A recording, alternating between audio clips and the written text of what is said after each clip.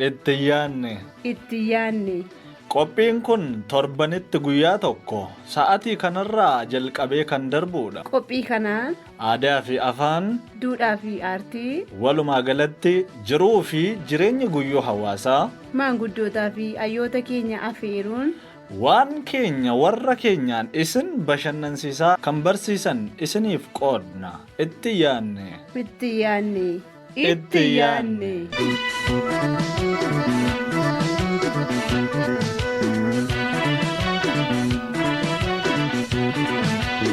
Akkam jirtu dhaggeeffattoota keenya jaallatamoo fi kabajamoo yeroo keenya kabajnee dhufnee jirra. Egaa har'a caaraa tokkos isiniif qabannee dhufnee jirra. Gaaffii hirmaachisaa badhaasa qabu jechuudha.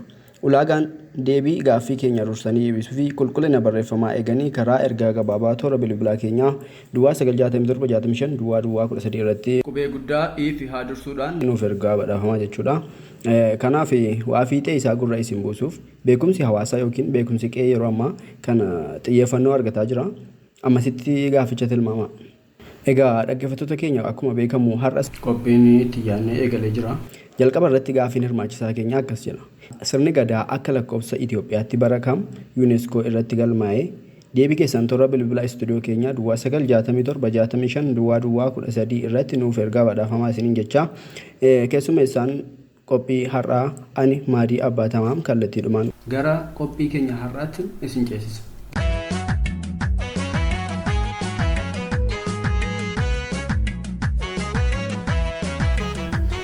Akkam jirtu ashamaa harka fuunee jaallatamtootaa fi kabajamtoota dhaggeeffattoota qophii itti yaannee akkuma beekamu torban darbee qophii keenya itti yaannee beekumsa hawaasaa irratti xiyyeeffate irratti maalummaa beekumsa hawaasaa irratti xiyyeeffachuudhaan isin biraan gahaa turuun keenya ni yaadatama. Har'as immoo akkuma waadaa isiniif seenee har'a kutaa lammaffaa isiniif qabadhee dhufeen jira. Egaan kutaan lammaffaan keenya immoo ammas keessummoota koo waliin beekumsi hawaasaa kun maal fa'aa akka ta'an irratti turtii waliin taasifna. Ammallee nu faana bu'aa.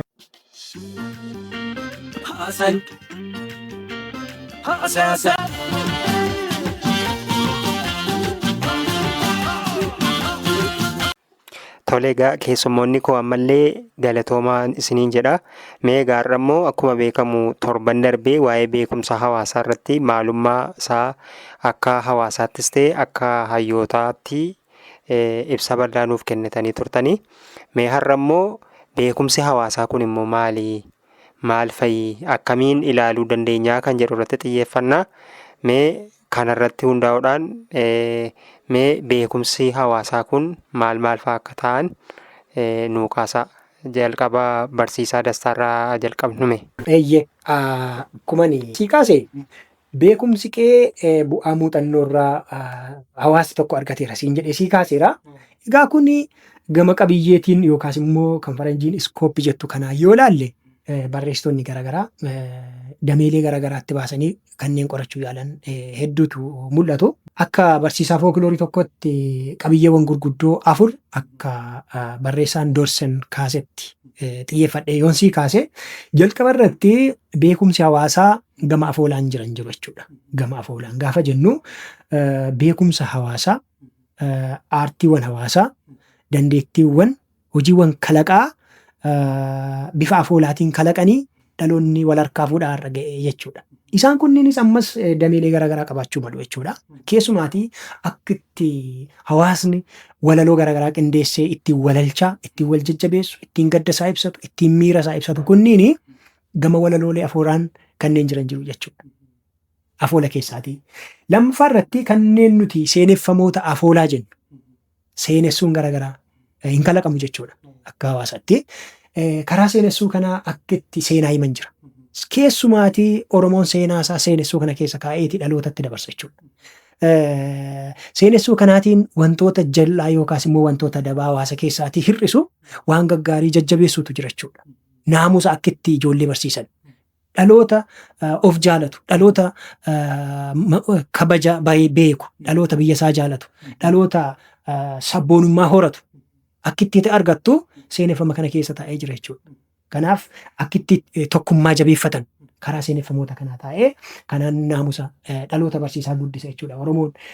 Inni sadaffaan qareeyyii kan jennu keessumaatii afoolawwan hawaasaa kanneen keessaa karaa dubbii miidhagina qabuun waa dubbachuu karaa bilchina qabuutiin bilcheessanii dubbiiwwan qoolaa garaagaraatti fayyadamanii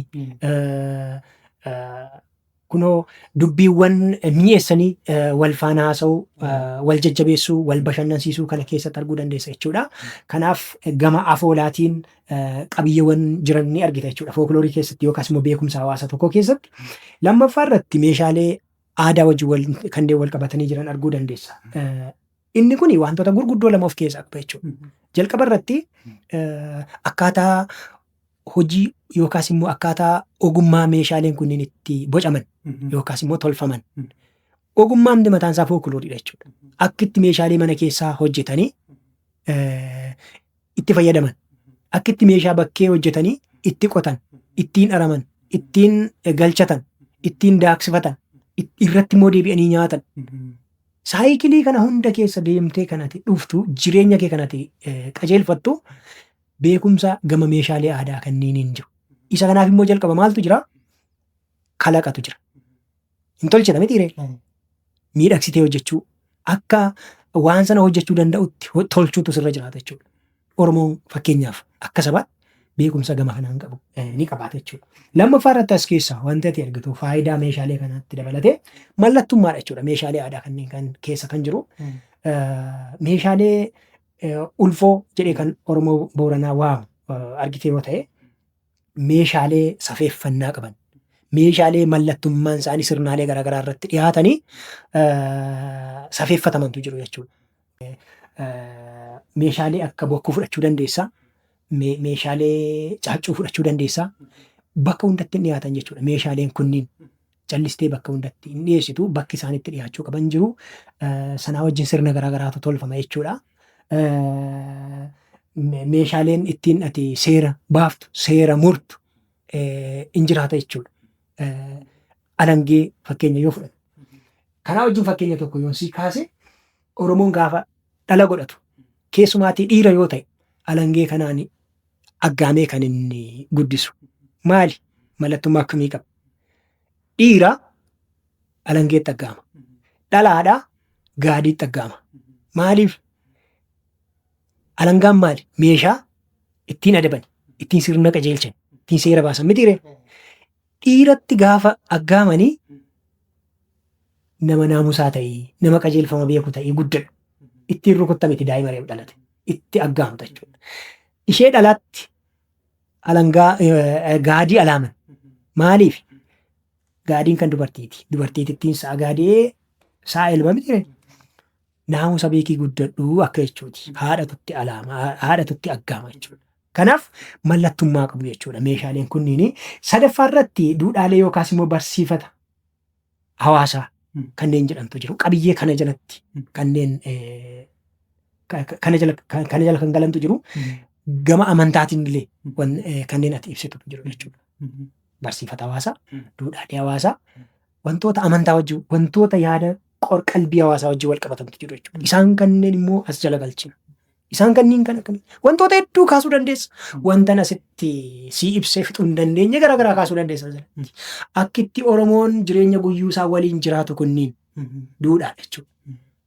Aadaa fuudhaa heerumaa, aadaa gaa'ilaa keessa waan jiru. Akkitti walitti ergatan yookaas immoo akkitti warri gurbaa warra intalaatti ergatan akkitti isaan eebbifatanii yookaas immoo tolchatanii waliin sirbanii maal jedhanii intala walii mallatteessanii waadaa walii galanii wal harkaa fuudhan duudhaa mataasaa qaba. Kun duudhaadha. Beekumsa hawaasaa kana keessa waan akkamiitu jira? Yeroo har'a gaa'illi salphaatti wal fuudha namni akka salphaatti immoo diiga jechuudha. Inni kaleessaa jala bultii irraa kaatee otoo jala bultii hin ga'iin iyyuu gosa xulaa lama. In dubbatta yoo ta'e yoo jarrisii kennan yoo jarrisii eeyyaman dhama'ataa aramataa hojjetataa jedhanii adda baasanii malee siin kennani hiyyeessatti hin kennani. Hiyyeessa gaafa jennu hiyyummaatu balfamaaf osoo hin taane nama hiyyeessa balfamaaf osoo hin taane hiyyummaaf balfama. Namni hin dhabaanneen hiyyooma mitiire intalli isaanii dhaqxee akka isheen Iyyoomtu akka isheen rakkattu hin barbaadani. Adda baasanitti kennu. Akkas jechuun immoo kana keessa maaltu jira? Namni kana laalee akka dhama'atu godhachuudha aadaan akka kana. Kanaaf gaa'ila keessa wantooti jiran. Kana qofa miti gaafa warri gurbaa mana warra intalaatti argamanii fuudhuu dhufan. Arrabsootu jira. Bilcheessanii warra arrabsu sirriitti ol arrabsu aadaatu eeyyamachuudha. Arrabsoon maaliif fayyadaa namooti jedhan jiru. Bilcheessanii waadaa walii galanii wal harkaa fuudhu. Achi booddee wal arrabsuun hin jiru. Oromoon maal jedha beektaa? Soddaa wajjin soddaaf surree wajjin lafaa ka'uu soddaan sodaadhaa achi booddee waliin arrabsu wal safeeffatta jechuudha. Gaafa sirnaa garuu walirraa galchita wal quncista jechuudha arrabsoodhaan. Warri gurbaa warra intalaa warri intalaa immoo warra gurbaa arrabsootu jira jechuudha. Achi booddee kun hin jiru. Gaafa wal fuudhanii galan qoodi godhamu jira. Kennaa kennamutu jira. Adeemsa kana hunda keessa darbee gaa'illi diigamu gaa'ila muraasa. Har'a hoo salphaatti ol fuutaa salphaatti ol diigna. Baay'ee salphaadhaan narraa. Seerrillee akka salphaatti walitti heerumsiisa akka salphaatti walirraati gaa'ila gargar baasuuf qophiidha jechuudha. Namooti sun fedha qabu taanaan. Inni kan aadaa adeemsa kana hunda keessa darbama. Waan hedduutu ilaalama. Waan itti jarri jiraatantu ilaalama. Gosatu ilaalama. Ciminatu ilaalama. Kana keessa darbee wanti godhamu gaa'illi dhaabbatu gaa'ila jabaadha isiin jechuufi kuni duudhaa Oromoon qabu akka fakkeenyaatti siyoonsii kaase malee duudhaa hedduudha kanatti kaasuu dandeessu akkaataa waliin jireenyaa akkaataa wal gargaarsaa buusaa gonofaa amma mootummaan duudhaa sana keessaa fudhateetti gargaaramaa jiru kunniin hedduu yoo kaaste duudhaa Oromoo keessa jiru. Gama amantaan illee waaqeffannaa Oromoo yoo kaaste qabiyyeewwan garaagaraa kaasuu dandeessa jechuudha akka beekumsa qe'eetti. Aartiilee raawwii hawaasni qabu kanneen yoo ilaalte aartii shubbisaa, aartii muuziqaa, aartii sirbaa kanneen yoo ilaalte isaan kunniin illee kireetiviitii hawaasa tokkooti jechuudha. Akkaataatti hawaasni tokko shubbisu as gara Oromoo iluu kanatti yoo fudhatte akki tirtirsaa, sirbi durbaa, sirba mormaa, dhiirri geellifata, isheen weeddifatti kan Oromoon iluu jedhu kana ilaalteetta yoo ta'e fakkeenyaaf as jala galachuudha. Barsiisaa Gabrumee sun immoo maal jettu? Aadaa keessattuu attamitti yoo jenne fakkeenyaaf siyaasa isaa keessatti amma uummanni Oromoo beekumsa qe'ee keessaa tokko siyaasa isaa yeroo hoogganatu Oromoon amma sirna bulchiisaa qaba. Bulchiisa duukaa immoo caaseffama jira. Caaseffama jedhammoo sirna aangoo olii dabarsuu jira. Muudamatu jira. Gaafa muudamu sirna qaba. Gaafa baalli wal harkaa godhu gaafa aangoo olii dabarsu sirna mataa isaatii qaba jechuudha. Siyaasa isaa gaafa geggeeffatu akkasittiin walitti daddabarsaa deemaa jechuudha. Karaa nagaa ta'eetiin aangoo wal harkaa fuudhuun fakkeenyaaf yeroo caasaa gaafa jennu amma gadooma jechuun jira. Gadaan marsaalee 5 qaba waggaa 8 jechuudha. Umurii isaa irratti hundaa'ee namni tokko maal keessa akka darbuu qabuu fi yeroo akkamii immoo bulchiisaaf ga'aa ta'a. Yeroo akkamii barnootaaf ga'uu danda'a. Yeroo akkamii immoo nama gorsuu danda'a. Isa jedhu caaseffama qabu jechuudha achi keessatti. Caaseffama kun immoo sirna siyaasaa keessa jiru jechaadha. Siyaasa keessatti jechuudha. Gaafa dinagdeetti dhufnu hojii misoomaa keessatti tumsaan hojjechuu, gamtaan hojjechuu dinagdee isaa keessatti jechuudha. Amala inni qabu keessaa tokko gamtaadhaan hojjeta. Daboo walii ba'a, wal gargaara, oomishaaf oomishtummaa irratti hojjeta. Namni yoo harka qalleessummaa hin jaallatu jechaadha. Harka qalleessummaa hin jaallatu gaafa jennu namni kamiyyuu hojjetee akka of danda'u. Kana fiduuf immoo gamtaan hojjechuutu keessa jira dinagdee keessatti jechuudha. Beekumsi qe'ee kan inni faayidaa qabu jechaadha. Achi keessatti isa oomishe immoo ol kaa'achuu yookaan gudunfannaa kan jedhu beeka. Qusannaa sana ammoo jechuudha. Hin gudunfataan kaawwata jechuudha. Kummaa jechuudha. Boriif yaaduu of keessaa qaba jechuudha. Yeroo kamiyyuu rakkina jalatti akka hin kufneef hiyyummaa mo'achuudhaaf beekumsi qe'ee bifa kanaan hawaasa tokko keessatti gahee qaba jechuudha. Aadaatti immoo gaafa dhufnu fuudhaa heerumaa keessatti aadaa qabu. Aadaa wal gargaarsaa qabu. Isa kana yeroo sirni tokko geggeeffamu aadaa araarsuu qabu. Aadaa eebbisuus qabu. Hin eebbisas, hin araarsas. Kun amma aadaa beekumsi qabu keessaa tokko aadaa keessatti gaafa ilaallu jechuudha.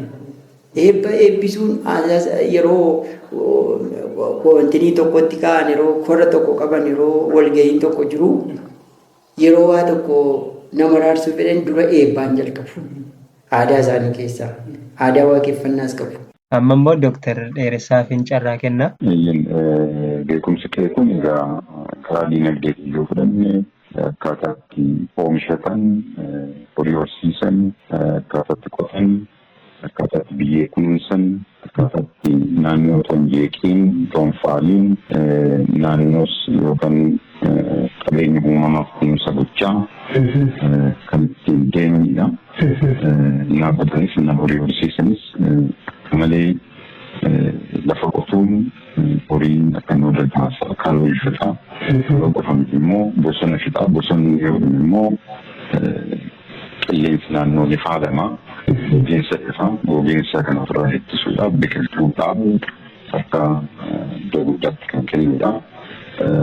Nama yartuu dhalchuurayyuu biqiltuu ol guddattu dhaabuu wayyee jedhu Oromoon nama maaku. Kanaafuu naa qotaniyyuu naa wal horsiisaniyyuu of eeggannoo kan barbaadudha.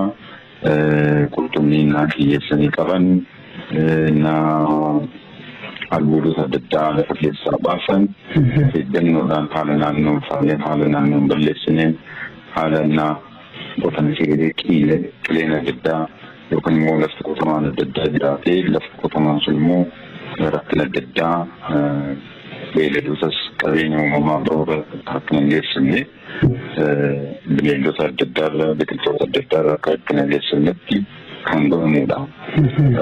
Karaa dinagdee sadarkaa tokkoffaatiin yookaan sochii dinagdee sadarkaa tokkoffaatiin karaa lammaffaatiin adeemamu ogummaa adda addaa jira. Akkaataa albuudotaa fi oomishaalee adda addaa albuudotaa fi wantoota biroodhaa itti oomishanidha. Fakkeenyaaf akkaataa sibiila tumanii meeshaalee mana keessaa barbaachisanii fi meeshaalee qonnaaf ta'an ittiin oomishatan turaniiru. Kun immoo yeroo dheeraadhaaf kan ittiin hojjetamaa turedha. Mukarraayis immoo muka adda addaa sooranii yookaan muka adda addaa irraa meeshaalee adda addaa oomishuun bara duris turedha. Ammas kan itti jiramudha. Kanaaf ogummaan akkasii kun akka gabbatu su'eerraayis meeshaalee mana keessaa adda addaa kan ittiin waa bilcheeffatan kan ittiin oomishan ture. Akkasumas gogaarraa immoo oomishaalee adda addaa kan irra rafan kan ittiin waan adda addaa fa'aan kan ittiin fayyadaman adda addaa turaniiru. Uffannaan illee gogaarraa yeroo oomishamaa turee fi haala ammayyaatiinis immoo haala addaatiin gogaarraa oomishaaleen adda addaa uffanni adda addaa huccuun adda addaa oomishamaa turaniiru. Haaluma kana fakkaatu warqeerraa meetiirraa albuudas adda addaadha immoo faaya adda addaa faaya mormaa faaya gurraa faaya harkaa miilaa adda addaa itti oomishaa yeroo turantu jira. Beekumsa qeerraa wanta madde uummanni ogeessonni kan oomishanidha. Ogeessonni sibiila tuman, ogeessonni gogaa duugan, ogeessonni suphee ta'an, ogeessonni mukarraa meeshaalee adda addaa bocan, albuudota adda addaarraa faaya adda addaa bocan. Keessumattuu sirni kolonii gara Afrikaatti babal'ateen dura kabaja guddaa namoota qabanidha. Namoota ogummaa addaa qaban jedhamanii kabajamaa turanii sirnuma Oromoo sirna gadaa keessatti illee iddoo guddaa kan qabanii fi isaaniin ala gadaan jiraachuu hin danda'u, aadaan jiraachuu hin danda'u. Dhalli namaa naa uumamu yookaan immoo naa dhalatu kan ittiin muranii haadharraa ilmoo gargar baasan iyyuu qarbaa warri sibiila tumanii haala kanaan irraa wantoonni adda addaa barbaachisoo ta'an kan ittiin oomishamaa turan jiru. Karaa dinagdeetiin akkasumas immoo wal jijjiirraadhaan haala adda addaatiin inni tokko isa qabu inni kan biraa kan hin waan inni qabu fudhatanii kan qabu immoo walittiin jijjiiraa turan karaa daldalaatiin karaa geejjibaatiin horii horsiisuudhaan horii na horsiisanis horii horsiisuu horii baay'isuu qofa osoo hin ta'in horii sirriitti kunuunsanii kaloo bal'aa hambisanii fi kaloo sanaan horii gabbisanii aannaniifis fooniifis akka ta'an taasisuun keessumattuu loon horsiisuun Oromoo biratti amma kumoota hedduu ittiin horsiisuu qofa osoo hin ta'in sirriitti kunuunsanii horsiisuutu ture. Kanatu gaafa badu gaafa lakkoofsi namas biroollataa aadaa warra lixaas biroollataa deemu kunuuntuu mancaa fi rakkina adda addaa burjaajii adda addaa keessa galaa deeme. Sanatu nu akka ta'e kanaafuu sana sadiin deebisnee gabbisnee haala yeroo wajjin haala babal'ina uummataa baay'ina uummataa wajjin deemuu danda'uun itti fayyadamuu qabna kan jedhu egaa uummanni bakkeewwan adda addaa jiru ittiin fayyadamaa kan duraa sana deebisanii gabbisuutu nu baasa. Isatu bu'uura guddinaa bu'uura teekinooloojii ta'ee baay'ee saffisanii ceessuu danda'a kan jedhu irratti xiyyeeffatamu jechaadha. Karaa hawaasummaas immoo waliin jireenya hawaasummaa keessatti namni ta'uu waliin miidhiin namni ta'uu balaa walirraan geessin akka karaa nagaa waliin jiraatu nagaa waliisaatti akka buusu nagaa waaqa wajjin nagaa uumama biroo wajjin akka jiraatu kan taasisan karaa hawaasummaa fi furmaa babal'isu malee kan diinummaa babal'isuu irratti xiyyeeffatanii kan jiraataa turanidha. Yoo akkuma carraa ta'e illee walitti bu'iinsi ta'ee kana booda walitti bu'iinsi sun itti fufee namni akka walitti hin dheessu karaa gumaatiin karaa adda addaatiin immoo nageenya isaa deebisee yeroo itti haaromfatu haala kana qabaataa turedha. Karaa hawaasummaatiin karaa siyaasaatiin immoo sirnoota adda addaa sirnoota nama miine eenyuufuu kan ta'an addunyaa kamiifuu kan ta'an walqixxummaa uummataa walqixxummaa hawaasaa hundumaa kan fidan sirnoota akka sirna gadaa fa'aa uummata adda addaa irratti maqaa adda addaatiin kan beekaman sirnoota gaarii sirnoota bulchiinsa gaarii kan ittiin dabalataa turanidha. Kan ittiin wal qaraniis wal guddisan fakkeenyaaf barnoota adda addaa qareeyyii kan jedhaman kan akka dhiiboo kan akka mammaaksaa kan akka oduu durii kan kana fakkaatanii wal qaranii wal guddisaa wal barsiisaa kan ittiin wal guddisanidha. Aadaan ispoortii adda addaas fakkeenyaaf ispoortiin aadaa farda dhufuu aadamoo bineensota jallisanii lafa gaafa tokko ta'e bineensota baay'ee rakkisoo ta'anii fi keessumattuu warra kormaa isaanii kan dullooman irratti xiyyeeffachuudhaan haala filannoo qabu haala faggeessoo qabuun kan ittiin adamuudhaan immoo cimsan haala adda addaatiin immoo tapha adda addaatiin qaama isaanii ittiin jajjabeeffatan kan fiigichoon, socheen, xaatee fi kan kana fakkaatan kan ittiin taphatan adda addaatu jiru. Kanaafuu kallattii adda addaatiin ibsamuu danda'a. Waa baay'ee fedha karaa dinagdee, karaa hawaasummaa, karaa siyaasaa sirnoota adda addaatu wantoota jiran keessattuu ijaarame aadaa hawaasaa jedhaman bulchiinsa, dinagdee, barumsa, nagaa walii eeguu fakkeenyaaf qoricha aadaa baasuudhaan namni dhibeen adda addaatiif saaxilan akka inni irraa haala salphaan fayyu kan taasisan qoricha aadaa fa'aa jiru. Kanaaf kan kana fakkaataniin egaa sadarkaa maatiirraa kaasee amma sadarkaan aadaan fuudhaaf heerumaallee kan aadaa isaa eeggatee fi kan sirna eeggate kan sirrii wal fuune abba torban kaawwatanii abba shan yoo xinnaate karaa haadha abba shan ta'e yoo kaawwamu abba torban kaawwatanii fira fagoorraa fuudhanii gosa adda addaa saba adda addaa kan walitti fidan malee wal keessaa ol fuudhee araamuu itti ta'an ofirraa safuudha. Irraa qoollatu irraa of eegu haala kanaaf kan fakkaatanidha. Hawaasni ittiin jiraachaa ture sadarkaa maatiitti sadarkaa fuudhaaf heerumaatiin akkasumas immoo karaa barnootaatiin karaa hawaasummaatiin karaa diinagdeetiin karaa siyaasaa karaa bulchiinsaatiin nagaa walii eeguu wal barsiisuu kanaaf of keessatti qabanidha. Jaalalaalee hawaasaa shanan jedhamanii kan beekamu. Isaan beekumsa qabboo yookiin beekumsa caacuu isaan kan.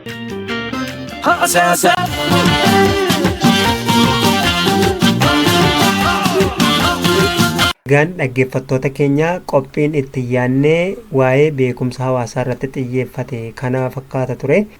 Kutaa sadaffaa fi isa xumuraa immoo torban qabadheen isiniif dhiyaadha. Ammasitti nagaa fayyaa ta'aa kanin isiniin jedhu ani Guutaa Dirbabaati. Taan sun immoo dhaamsa keessantu itti fufaa gamanumaan garasittiin isin dabarsa.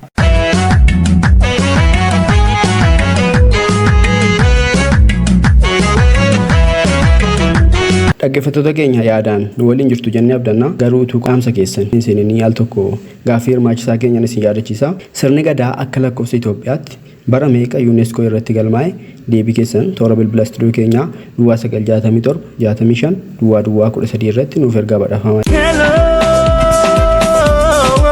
Ashamaa akkam jirtu dhaggeeffattoota keenya nagaan keenya bakka jirtan hundatti qaamni kamiyyuu utuu hin daangessin isin haa ga'u jecha dhaamsi guyyaa har'aa jalqaba nu qaqqabee qilleensarra oolu Abdii Mulaatuu godina Wallagga Lixaa irraa nuuf erge akkanatti qindeessine kunooti.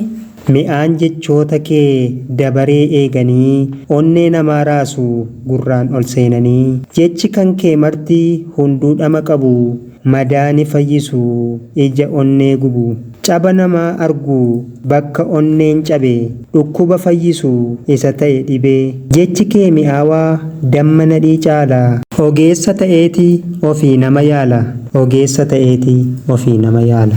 Abdii Mulaatuu walaloo jaalalaa ati nuuf ergiteef galatoomisiin jenna ammallee dabalte nuuf erguu hin dagatin. Dhaamsi biraan kan maamilli keenya barsiisaa Saamu'eel Tuujubaa magaalaa Bishooftuu irraa baacoo inni nuuf erge kunooti. Haadha manaa fi abbaa manaa tokkotu ture. Guyyaa tokko ganamaan kaatee ittoo hindaanqoo qopheessite. Ittoon kun kan baay'ee mi'aawuu fi urgaan foolii isaa kan alaalaa nama waamu ture.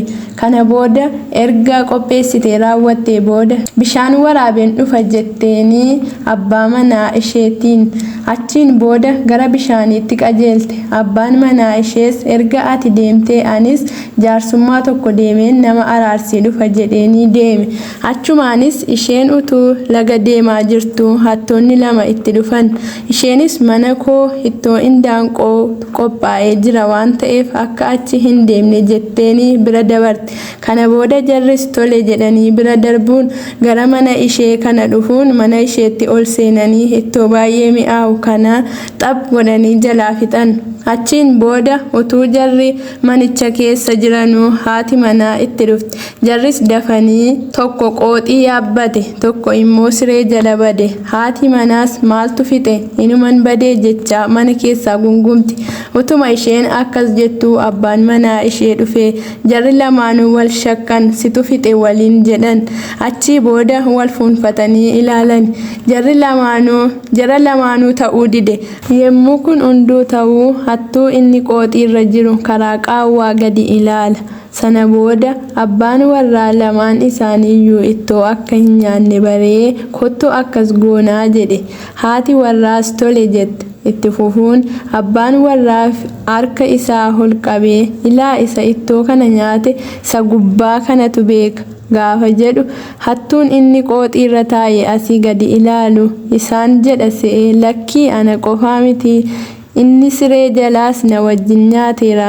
Gaafa jedhu abbaa manaa fi haati manaa raajeffatanii gatii hindaanqoo isaanii hattoota kana kaffalchiifatanii jedhama.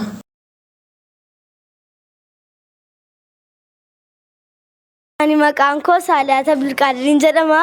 Kan baradhu mana barumsaa Hawaasaa Yuunivarsiitii Mattuutti kutaa 5ffaa loon qaba mata duree walaloo kooti barsiisaa. Madda ifaa barii galaana beekumsaa si hundeen misoomaa riqicha ceemsaa abdii jiruu baruu abbaa salammataa jijjiiraa qalbii miseensa beektota michuu barattootaa peedaagojii battaa karooraan hojjechuuf saayikooloojii yaadda amala adda baasuuf ibsaa kee qabadhuu dukkana balleessii ofii dura bu'ii karaa agarsiisii magartuu lalistuu daa'imman biyya kee misoomsii guddisii dagaagsii bakka deemtu hundattuu beekumsa facaasii bakka deemtu hundattuu beekumsa facaasii hundumaan dursi taa'eenyutti si caalaa beekaa abbaa mirgaa qajeelcha wallaalaa beekaa abbaa mirgaa qajeelcha wallaalaa ana dhaggeeffateef guddaa galatoomaa. Egaan dhaggeeffattoota keenya dhaamsa keessan irraa asuma irratti xumurra. Kanneen dhaamsi keessan qilleensarra hin oolle nu of kolchaa yeroo itti aanutti dhiyaachuu mala jechaa kanneen hirmaachuu barbaadan karaa toora bilbilaa keenya Duwwaa 96765 yookaan telegiraama keenya Duwwaa 9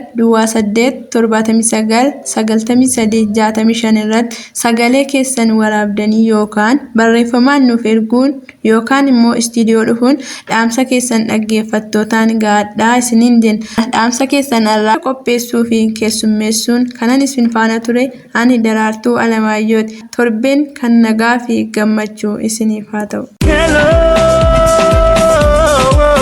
Walitti deebinee jirra dhaggeeffattoota keenya. Egaa qophii keenya xumuruun dura deebii gaaffii hirmaachisaa keenya deebisnee badhaafamtoota keenyaaf badhaasa kan qaqqabsiifnu ta'a jechuudha.